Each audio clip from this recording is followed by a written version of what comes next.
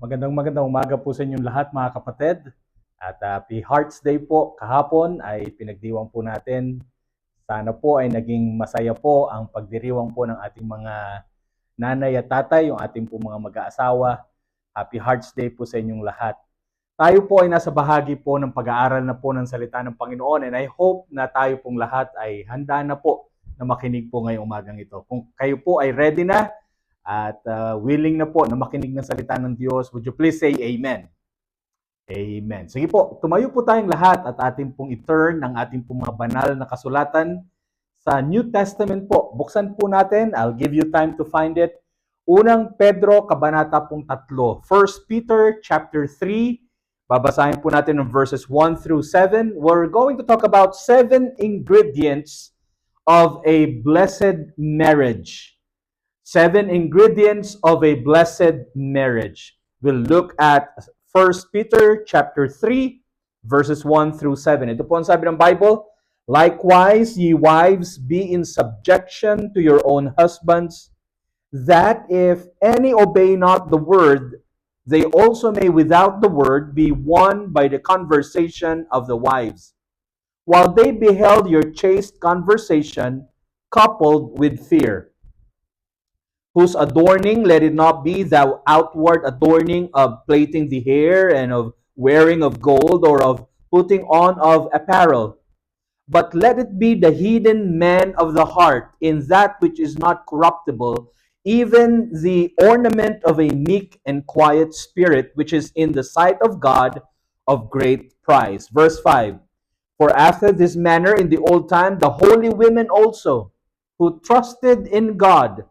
adorned themselves, being in subjection unto their own husbands. Even as Sarah obeyed Abram, calling him Lord, whose daughters ye are, as long as ye do well, and are not afraid of any amazement. Likewise, ye husbands, dwell with them according to knowledge, giving honor unto the wife, even as unto a weaker vessel, and as being heirs together of the grace of life, that your prayers be not hindered." Diyos po magpala sa kanyang salita, manalangin po tayo. Aming dakilang Diyos, sa umaga pong ito, pinapasalamatan po namin kayo. Sa muling linggo, panibagong araw para kami, Panginoon, ay makadalo sa gawain, makapanambahan, Panginoon, at makapag-fellowship po sa kapwa naming mga mananampalataya. Sa umaga pong ito, gabayan nyo nga po ang aming panahon ng pag-aaral po ng inyong salita. Empty me of self and cleanse me of sin and fill me with your Holy Spirit, Panginoon, upang ang mensahe po ngayong umaga ay maging pagpapala, hamon, kalakasan, kabatiran, Panginoon, at magsilbi hong pagtutuwid at pagtatama sa mga kapatirang nangangailangan nito. Ama, humihingi po kami ng inyo pong pangunguna. Banal na Espiritu, humihingi po kami ng inyo pong paggabay. Samahan niyo po kami. Pasasalamatan po namin kayo sa lahat ng inyong gagawin. Sa pangalan po ng aming Panginoong Jesucristo. Amen. Amen. Makakaupo na po kayo. Marami pong salamat sa inyo pong pagtayo.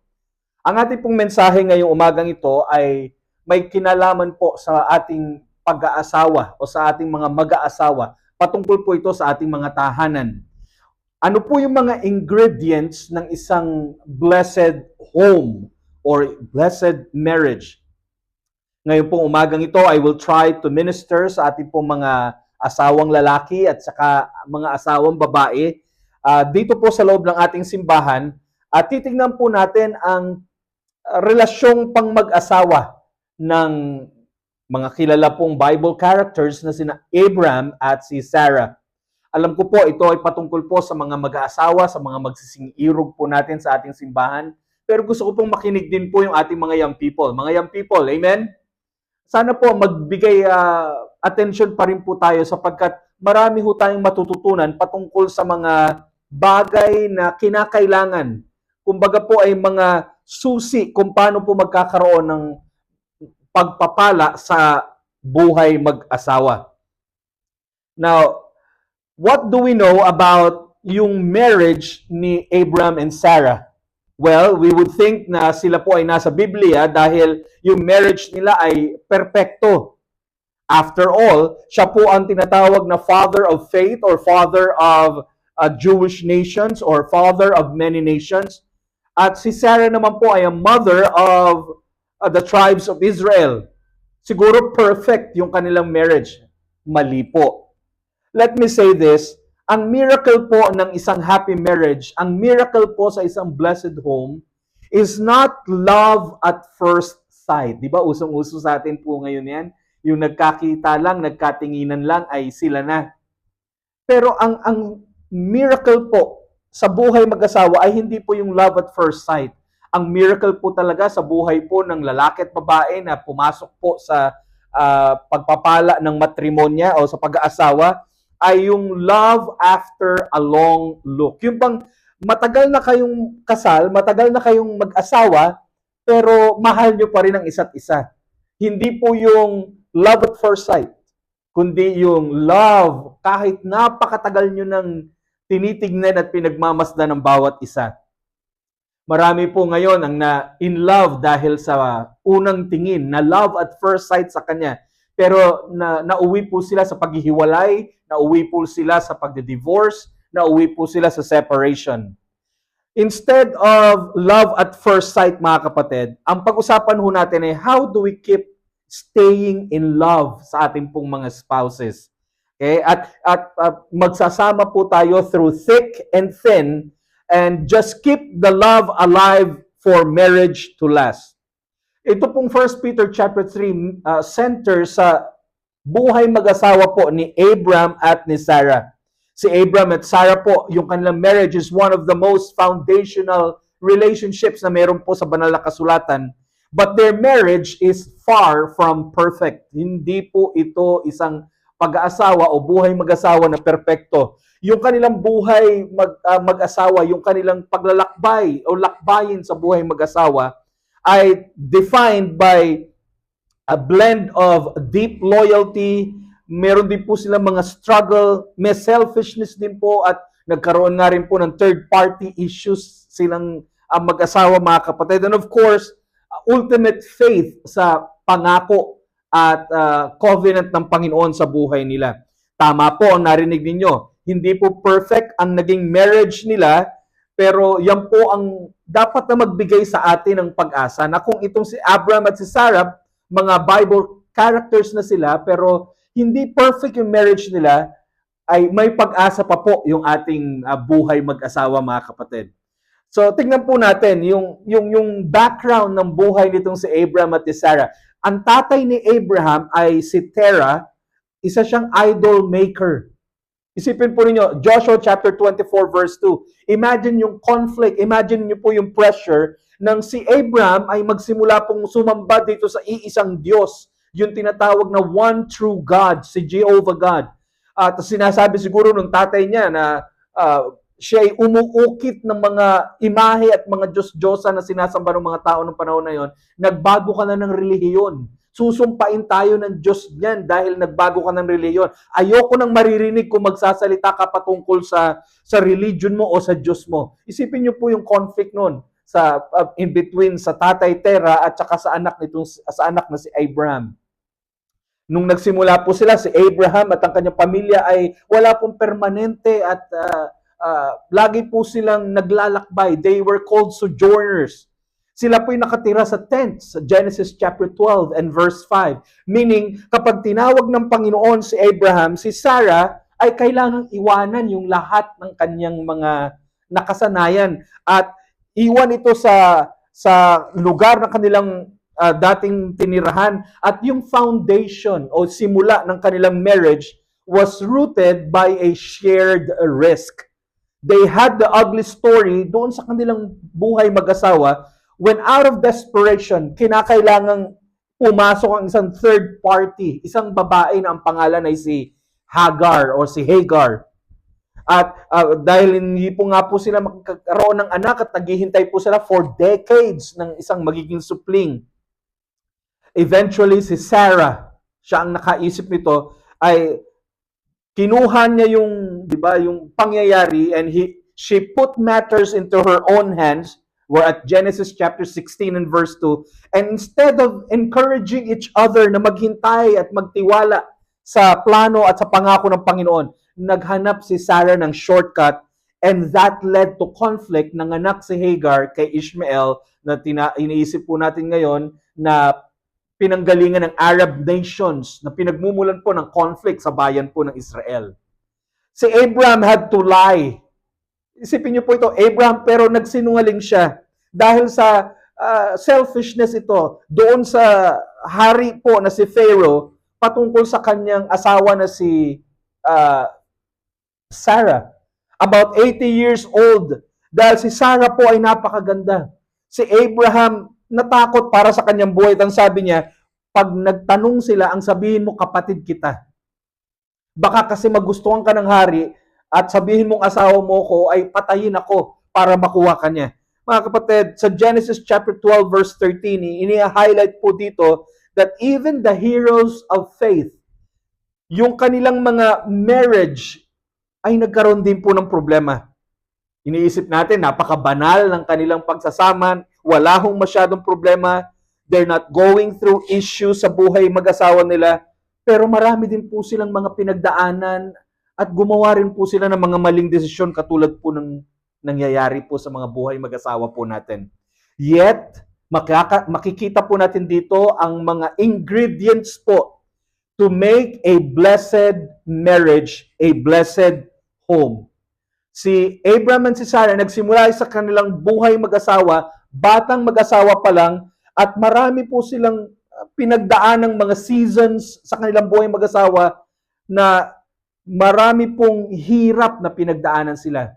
Yung tinatawag na middle age, mga around 80 years or 70 years old na po sila, nang ipakita ng Panginoon yung plano niya sa kanila, at nakita ho natin sa old age nila, doon tinupad ng Diyos yung pangako niyang bibigyan sila ng isang supling sa katauhan po nitong si Isaac. Si Abraham ay 100 years old, si Sarah ay 99 years old.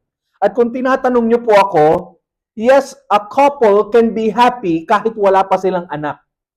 Hindi po nakakadagdag, opo.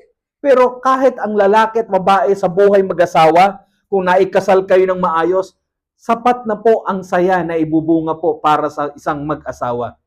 Marami po silang pinagdaanan sa kanilang buhay pag-asawa sa kanilang batang edad.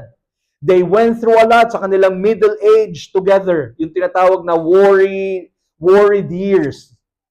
And then went to old age together. My point is this, mga kapatid, sa kabila ng kanilang hirap na mga pinagdaanan, they made it.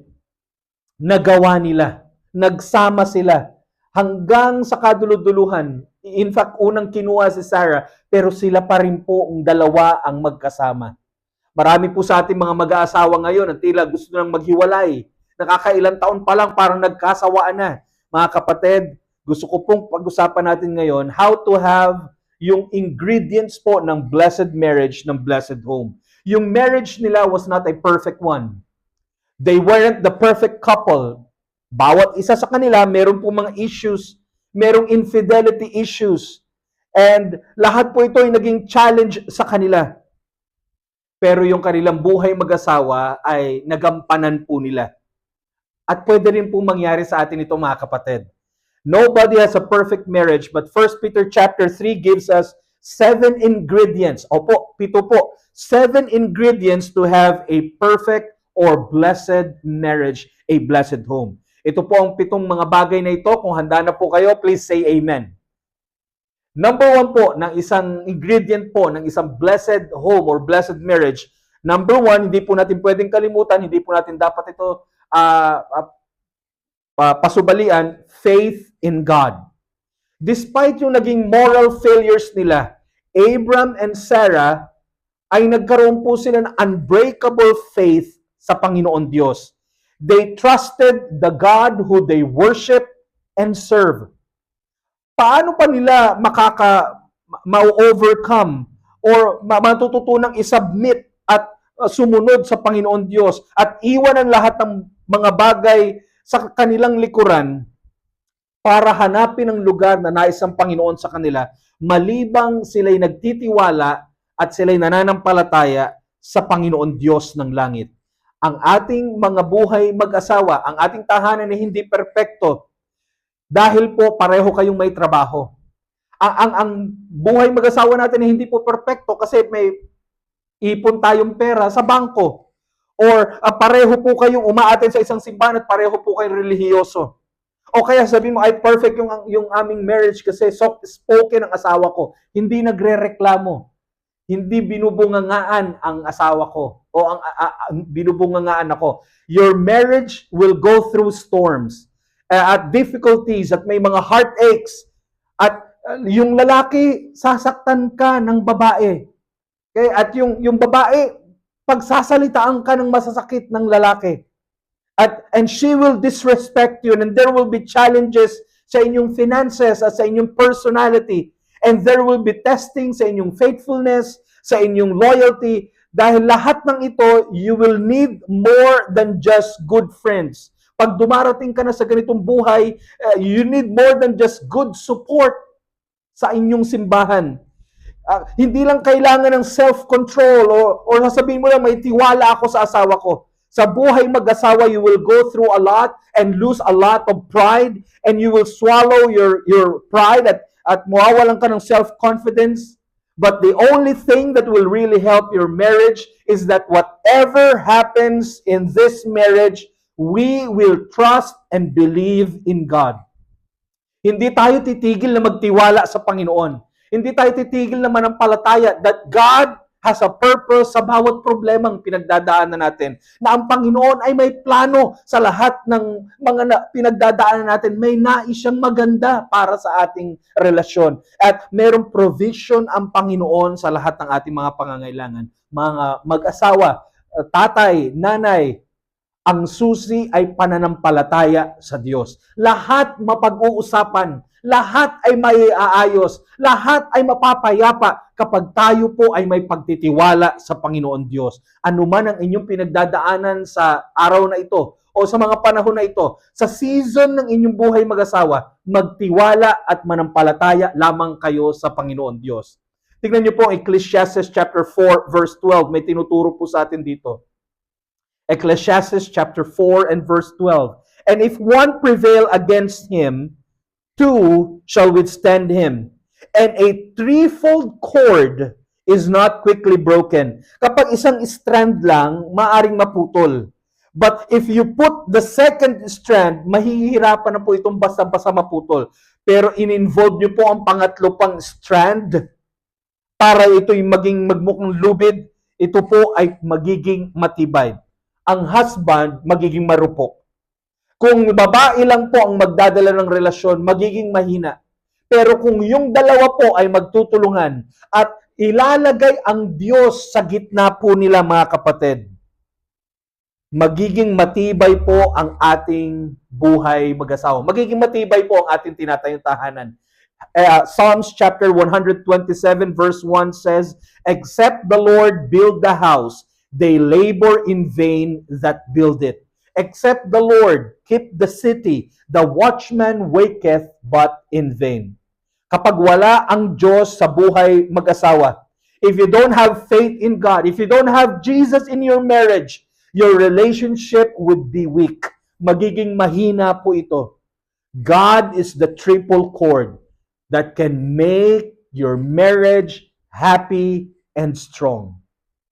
Kailangan po maging priority ang Panginoon sa buhay ng babae at maging priority ang Panginoon sa buhay po ng lalaki. Because I couldn't be the husband, I couldn't be the father that I needed to be kung hindi isasama ang Diyos at hindi magiging priority ang Panginoon sa buhay ko. I cannot be the wife or the mother that I'm supposed to be kung hindi po isasali at maging priority ang Diyos sa buhay ko bilang isang babae. Unless God is in the middle, unless God is in the center of the relationship, magiging mahina ang itinatayong tahanan. Ang unang ingredient, pananampalataya sa Panginoon Diyos. Ang ikalawa po, know and accept God's plan for the home. Know and accept God's plan for the home. Look at verse 1. Likewise, ye wives, be in subjection to your own husbands. Tayo daw po ay magpasakop sa ating asawang lalaki. 1 Corinthians chapter 11 and verse 3. But I would have you know that the head of every man is Christ, and the head of the woman is the man, and the head of Christ is God. Hindi po ako nagsabi nito, mensahero lamang po ako. Pwede nyo pong sabihin na ang lalaki ang head ng babae. Para naman pong hindi modern enough yan. Well, you can argue that it is not anymore relevant sa modern times natin ngayon. You can choose to ignore this and argue that hindi naman masyadong empowering sa mga kababaihan yan. But this is what the Word of God says. Mga kababaihan, magpasakop tayo sa ating mga asawang lalaki. Stop basing your principles sa social media. Stop saying, ito ang palagay ko, tama. Ito ang nararamdaman ko. Ito ang feeling ko na tama. I feel good kapag ganito ang ginagawa ko. Mga kapatid, don't take counsel from someone na nag-fail yung kanyang marriage. Listen to what the Bible says. Know and accept God's plan of authority. Ano po ang kailangan nating tanggapin? It means accept one another's role. The husband and the wife ay meron pong magkaiba na role, different functions. Ang sabi po ni Pablo sa lalaki o sa asawang lalaki, he is the head. It does not mean he is the boss. The head of the home is not the boss of the home. Ano pong ibig niyo sabihin, Pastor? It means you as the man have the responsibility to take care of the home. Responsibilidad nating mga asawang lalaki bilang tatay, bilang asawang lalaki na pangunahan at maging responsable sa ating pong tahanan, sa ating pong buhay mag-asawa. Pansinin niyo po ito. Equality ng value, ng worth ay in-establish po sa Bible. May halaga ang lalaki, mahalaga din po ang babae. No one is more worth than the other. Pareho po silang mahalaga. Tingnan niyo po ang Galatians chapter 3. Galatians chapter 3 verse 28. Neither Jew nor Greek, there is neither bond nor free, there is neither male or female, for ye are all one in Christ Jesus. Lahat po tayo equal worth. Pareho po tayong tagapagmana ng langit. Yung paraan ng kaligtasan para sa lalaki ay paraan din po ng kaligtasan para sa kababaihan. Yung the same grace na nagligtas sa mga kalalakihan ay the same grace na nagliligtas sa mga kababaihan. Pero when it comes to function, when it comes to responsibility, ang sabi ng Bible, sa pangmag-asawa, ang lalaki ang ulo ng babae o ang pangulo ng babae. Habang ang lalaki naman, ang kanyang pangulo ay ang Panginoong Hesukristo. He's taking the greatest responsibility for the failure or the success of the home. Yung pagiging puno o yung pagiging ulo, yung pagiging pangulo ng tahanan means responsibility. It does not mean you have greater privileges. Hindi ibig sabihin nito, nakaupo ka na lang pag-uwi galing sa trabaho at nanonood ka lang ng basketball at hawak mo lang yung remote mo. Ang ibig sabihin na ako ang ulo at padre de pamilya ng tahanang ito, ako ang responsable sa tahanang ito. Ibig sabihin ganito, if the marriage is not happy, yung lalaki have the greater responsibility as the head of the home to make it happy. If the relationship is falling apart, tayong mga lalaki, sir, should be the more responsible para ayusin po at hindi po magwatak-watak at hindi po masira ang ating tahanan. It means you have to do the best that you can to understand that when your relationship is breaking apart, responsibility po natin as the head of the home to lower your pride and fix that home or fix that relationship and fix that family. When the husband and the wife understand their respective roles at i-accept nila itong mga functions well, God will begin to bless that marriage. God will begin to bless that home. Listen, God will not bless a relationship na sa umpisa pa lang taliwas na at layo na sa plano ng Diyos. Magsisimula po kayo ng relasyon, umpisa pa lang iayos nyo na. Isunod nyo na po at i-pattern nyo na po sa Word of God. Huwag kayong mag-imbento. Huwag nyo pong sabihin na ito kasi para malaman namin kung compatible kami. Dahil ito po ang gusto namin, kaya gusto namin subukan. Mga kapatid, ang kalooban sa disenyo ng Diyos, lalaki at babae ang mag-aasawa. Never na kalooban at wala sa disenyo ng Panginoon Diyos yung babae sa babae, lalo ng lalaki sa lalaki. Yan po'y karumal-dumal sa harapan ng Panginoon. Ay, hindi ko po alam kung ano po ang nakukuha ninyong benepisyo, pero never na kalooban ng Diyos ng isang babae ay makikipagrelasyon sa isang babae at ang lalaki ay makikipagrelasyon sa isang lalaki. Ito pa po. At mga kapatid, Kristiyano po tayo. Nagbabasa tayo ng Bible. Wala po sa Bible ang live-in. Tumahimik sa San Isidro, Taytay. Hindi po sinasang-ayunan ng ating simbahan, lalo na ng salita ng Diyos, na ang lalaki at babae nagsasama sa isang bahay bilang mag-asawa o magkarelasyon, pero hindi kasal. Mga kapatid, magpakasal. Opo. Babae kayo, nagsasama kayo sa isang bahay, lalaki at babae nagsasama bilang mag-asawa. Mga kapatid, hindi po yan tama sa harapan ng Panginoon. Iayos natin ito. At mga kabataan, malaking pagdidisrespeto sa Diyos na mayroon tayo. Kung hindi naman kayo kasal, subalit tila malaya ninyong ginagawa, ang dapat ginagawa lamang ng mag-asawa, hindi ito tama sa harapan ng Panginoon Diyos. Magsisi tayo sa harapan ng Panginoon. Bilang head of the home, tayong mga lalaki ang responsible para iayos sa harapan ng Diyos at ng simbahan yung tinatawag nating sagradong matrimonya ng kasal. Responsibilidad po natin bilang mga lalaki na siguraduhin na aayon sa Biblia ang ating relasyon, ang ating pag-aasawa, ang ating pagsasama. Kung walang hadlang, dapat ikasal po kayo. Huwag nyo nang pagtagalin.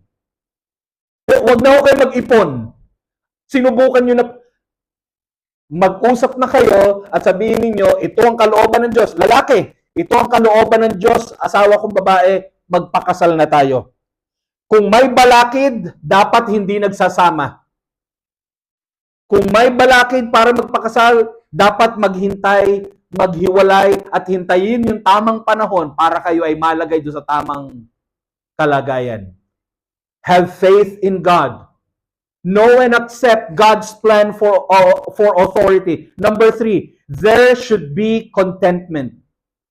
There should be contentment. Listen, no amount of material things would be enough to make anyone happy. Learn to be content with the kind of husband or with the kind of wife God has allowed you to have. Sabi po ng verse 3 and 4, yung daw pananamit o pag-adorn sa outward na pag-adorn ng inyong buhok o pagsusuot ng mga alahas, sabi niya, wag yung katulad ng sanlibutan. Sabi niya, ang pahalagahan ninyo yung hidden man of the heart.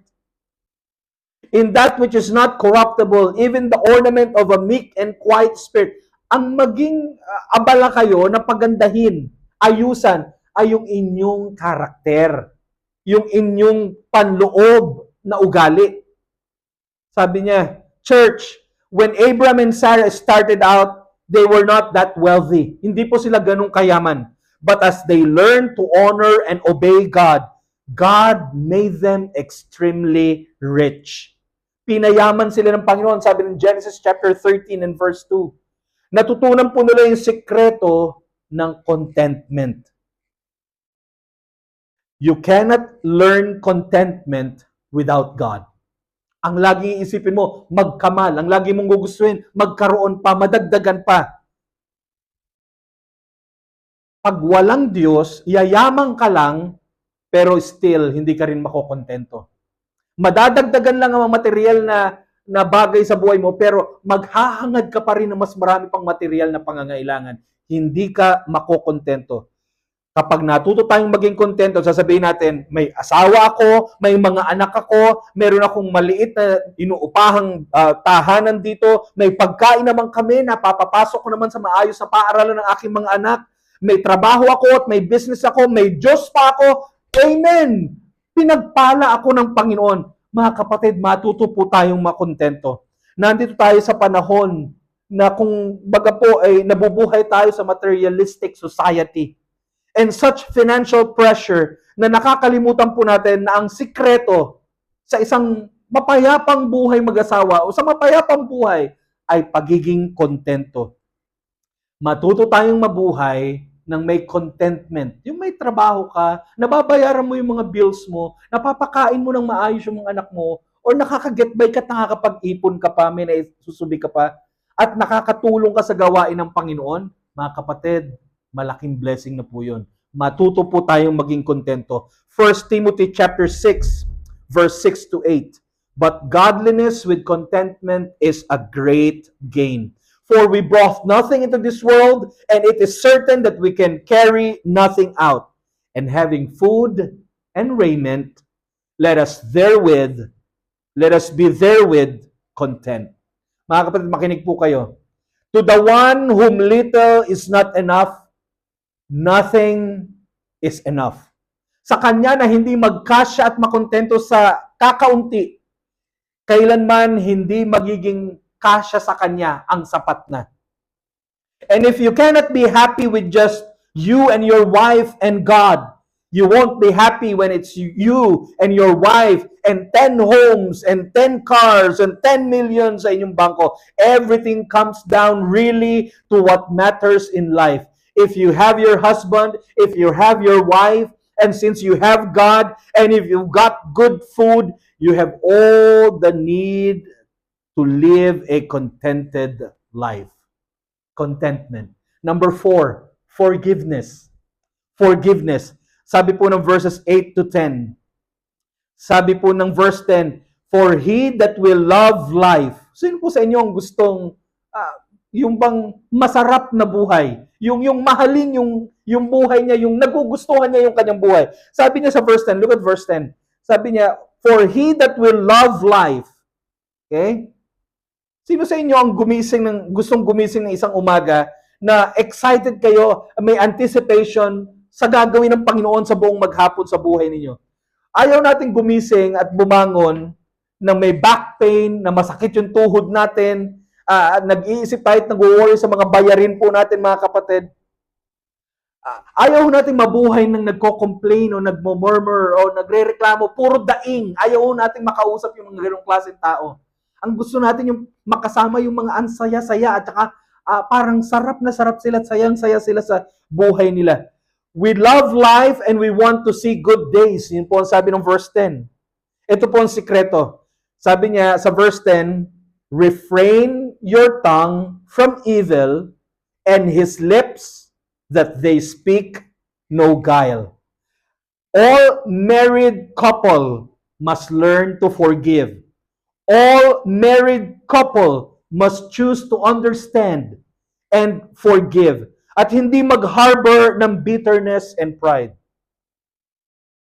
Ayon po sa statistics, ang number 1 daw po na sumisira ng mga physical na tahanan, physical homes, ay hindi po mga tornadoes or hindi po mga earthquakes. Alam niyo sa statistics? Sa statistics po, ang sumisira talaga ng maraming mga tahanan, anay, mga termites. Those little things na nagko-crawl at hindi natin napapansin, yung mga maliliit na misunderstandings, yung na-offend siya sa'yo, yung unkind and sarcastic words or answer, yung pagsususpetsa, mga kapatid, yung tamang hinala palagi, is like parang bunch ng mga termites that destroys your relationships. The Bible says in verse 9, not rendering evil for evil or railing for railing. Huwag kayong mag-complain or mag-protest. But in the opposite, you should be a blessing.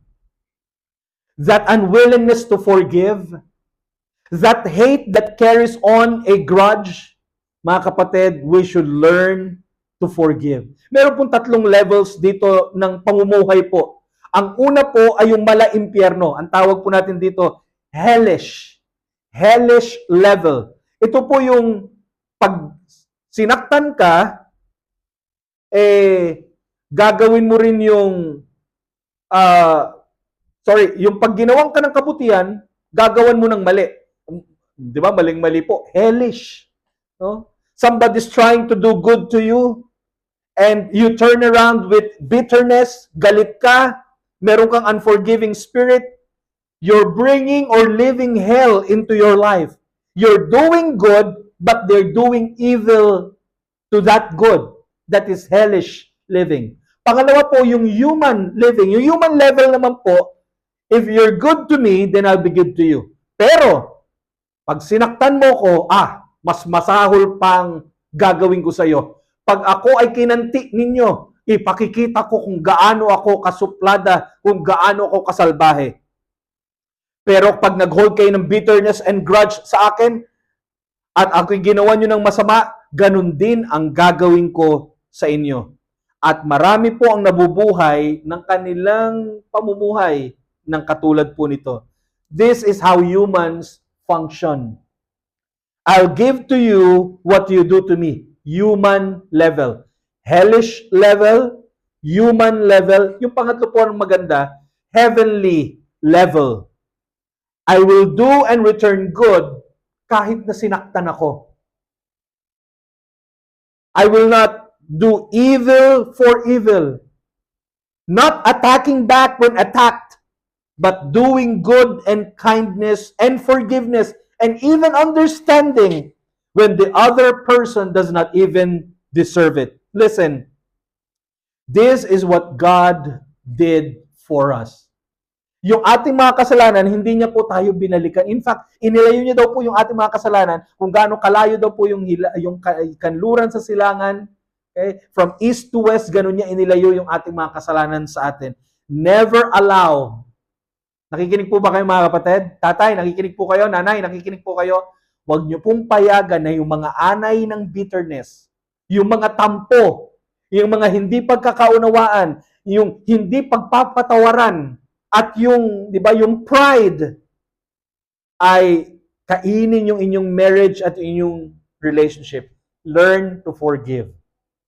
Sino sa inyo ang nauunang magsabi ng sorry? It does not matter kung sinong nauunang magsabi ng sorry.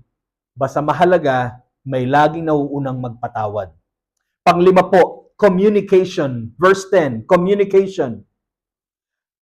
Sabi ho ng Bible, for he that will love life and see good days, let him refrain his tongue from evil, and his lips that they speak no guile. Sabi ng Proverbs 18 verse 21, death and life are in the power of the tongue, and they that love it shall eat the fruit thereof. Husband and wife, we should learn to communicate. Yung asawa mong babae, yung upbringing niya, sa ibang paraan siya ipinanganak. Yes, there will be disagreements. Magkakaroon po ng mga clashes, mga kapatid. And of course, there will be different opinions. So learn to communicate wisely. There will be tremendous rewards when we learn to communicate the right way. Wives, don't talk in codes. Hindi po kami manghuhula, mga asawang babae. Don't say one thing and then there's an actual meaning sa likod po nito. Husbands, learn to read behind the words of your wife. Many times, it's not the actual words, but the emotions behind those words. Mga asawang lalaki, learn the importance of compliment. Sabihan nyo sila, yung mga sincere compliments. Don't flatter them. Pero maging spontaneous po tayo sa verbalization ng ating pag-ibig sa kanila. Bumulong tayo ng whispers of love sa kanila pong mga tenga. Yung tipong kikiligin po sila, mga kapatid. Ngayon po kasi nagpapakilig na lang po sa kanila yung, Ma, narito na po yung parcel mo, dumating na. Yun na lang po ang nagpapasaya sa kanila eh. Let your compliments and whispers of love overwhelm her. Compliment everything about her. Yung damit niya, yung bihis niya, yung amoy niya, yung luto niya, yung pagsisilbi niya at pag-aasikaso niya. Iset yung mood para sa pagdating niya. Get the atmosphere in the house na para bang ito yung langit-langitan ninyong mag-asawa. Mga kapatid, mga asawang lalaki, huwag nating kakalimutan, learn to communicate. Faith in God, know and accept God's plan, be content, forgiveness, communication. Number 6, wag nating kalimutan ito, intimacy. Ang ibig sabihin, keep the romance sa relationship. Look at verse 7. Ang sabi ho ng verse 7, ganito. Likewise, ye husbands, dwell with them according to knowledge. Yung salitang dwell doon means share the house with them. Huwag ka lang parang nakikitira. Makishare ka doon sa tahanan. Ang sabi ng Bible, dwell with them according to knowledge. Maging smart po tayo mga asawang lalaki. Pag alam nating napipiko na, alam niyo po yun, naiintindihan niyo po ako, dwell with them according to knowledge, giving honor unto the wife as unto a weaker vessel. Giving honor, it means never embarrass and never put down your wife publicly. Wag nating ipagkakalat yung mga hindi magandang bagay sa parehong mag-asawa sa iba pong mga tao. Wag nating i-embarrass yung asawa natin sa harapan ng mga tao. Ang sabi ng Bible, give honor unto the wife as unto a weaker vessel, and as being heirs together of the grace of life, that your prayers be not hindered. Give honor unto the wife. Tell how amazing she looks and how her diet is looking good on her. Tell her yung pumapayat na siya pero huwag kang tatawa. Pigilan mong tumawa. Wag kang, di ba? Sabihin mo sa kanya yung mga magagandang bagay na gusto niyang marinig. Show her that she's the number one person you value and your relationship with her means so much sa buhay mo. Keep the closeness. Keep the intimacy and the romance in your marriage. Tawagan mo yung spouse mo at tanungin mo siya, kumusta ka na? How is your day so far? And tell them, alam mo, excited ako na makasama ka ulit mamayang gabi. Excited ako na mahalikan ka ulit mamaya. Mayakap ka pag uwi ko. Sabihin mo, pauwi na si Dr. Love, mag-ready ka na. O kaya i-message mo siya ng, pauwi na ako, maghanda ka na. Pauwi na si Pedro Penduko. Yung mga ganun mga kapatid, ano po, give her time. Sir, i-date mo naman siya. I hope mga kababaihan na enjoy nyo po yung date ninyo kahapon or baka mamaya po ang schedule ng date ninyo. Build that intimacy. Don't be romantic sa kanya kasi may balak ka lang. Let her feel that you still desire her. Mga lalaki, huwag ninyong alisin ang pagiging romantic at pagiging sweet. Huwag kayong makukornihan. Yakapin nyo siya pag nakatalikod siya. At huwag niyo pong alisin yung pagiging sweet at romantic po ninyo sa kanya. Gustong-gusto nila yan kahit hindi nila ipinapakita. Bilhan niyo po ng pasalubong pag uuwi po kayo. Pahalagahan niyo po yung oras ninyo na maging close kayo sa isa't isa. Kahit kopi ko lang yan, mga kapatid, ang mahalaga, in-spend mong siya ang kasama niya. O siya ang kasama mo. Okay? Pero mas maganda pong Starbucks pa rin. So, do something na kikiligin siya. Linawin ko po do something na kikiligin siya, hindi yung aatakihin. Hindi yung aatakihin. You know how you could get very close to your spouse, mga asawang lalaki? Do you know how you can get very close to your husband, mga asawang babae? Samahan niyo siya pag-araw ng linggo at pareho po kayong magpunta ng church. Pareho po kayong umattend ng simbahan. May tila magic, no? Pag ang isang asawang lalaki at isang asawang babae, kasama yung kanilang pamilya, kasama ng kanilang mga supling, ay uma-attend sa church ng sama-sama. Learn to be close to each other. Learn to be intimate. Huwag niyong pababayaan yung inyong pillow talk. Higit na huwag mong pababayaan ang iyong asawang babae. Number 7 and the last. Faith in God. Know and accept God's plan for the couple. Be content. Learn to forgive.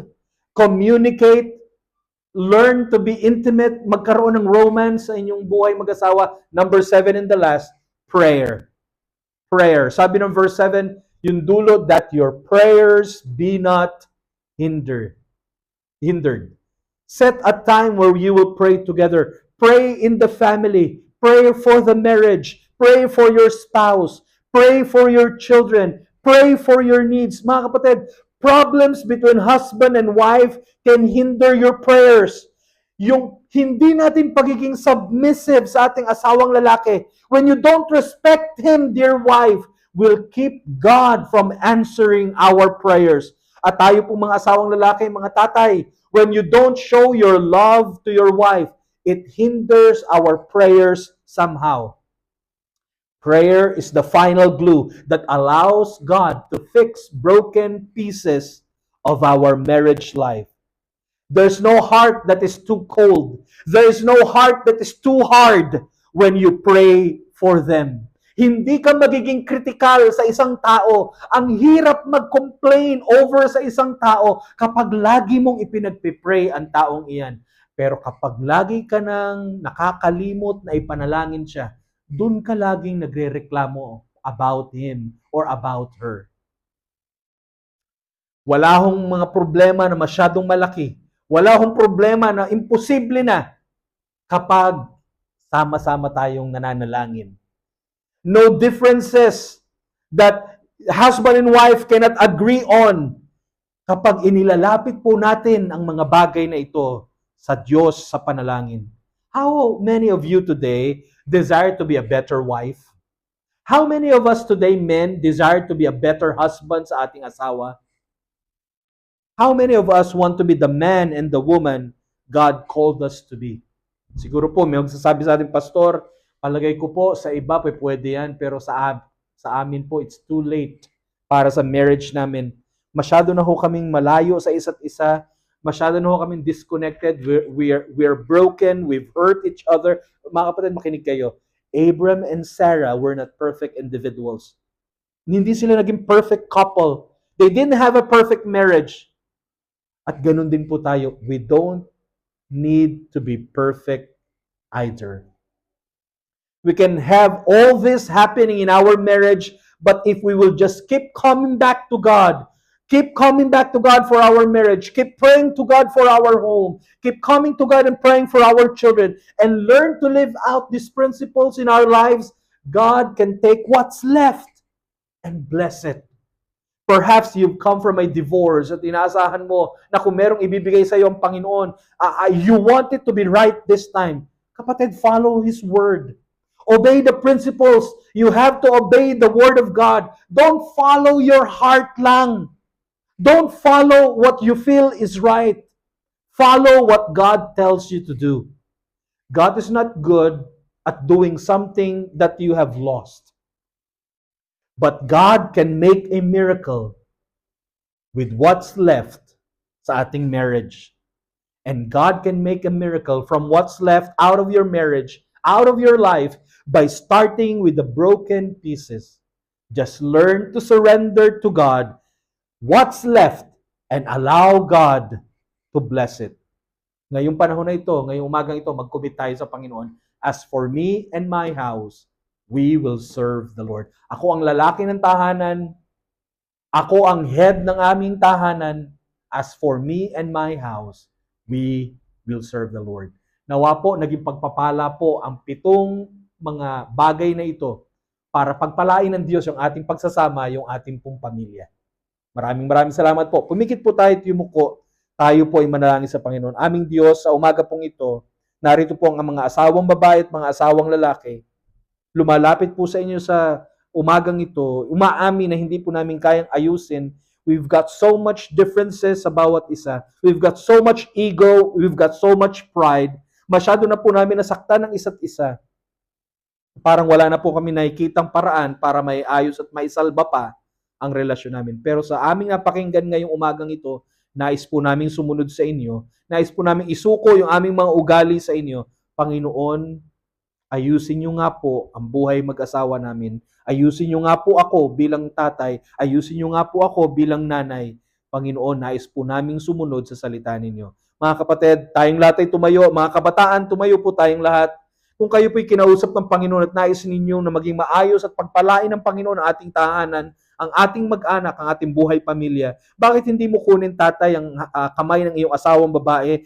Sama-sama tayong lumapit sa altar at ipanalangin ang ating pamilya. Ipanalangin natin buhay mag-asawa. Kabataan, ito ay para sa atin, para sa future natin. Lumapit po tayo sa Panginoon. Tayo po'y magpasalamat sa Diyos sa anumang ipinadaan niya po sa atin at magtiwala sa gagawin pa ng Panginoon para sa pamilya natin. Pastor Raul, please come at i-close po tayo sa ating panalangin ngayong umagang ito.